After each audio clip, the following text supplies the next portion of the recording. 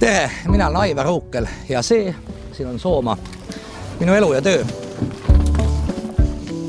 Olen siin elanud 30 aastat ja ütlen ausalt, igav ei ole hakanud.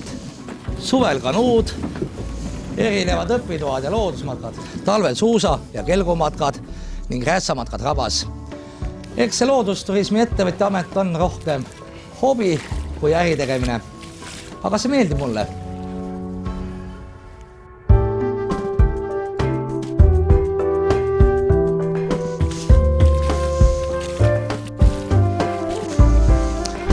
Soomaa väärtus on see, et siin on loodus oma algsel ja põlisel moel ja see vähene inimkultuur, mis on, toimib loodusrütmide järgi. Võrreldes muu Euroopaga on see kõik müstika. Näiteks 5 aastaaed, mida maailmas leidub ainult siin, Soomaal. Ja see ongi Eesti võlu.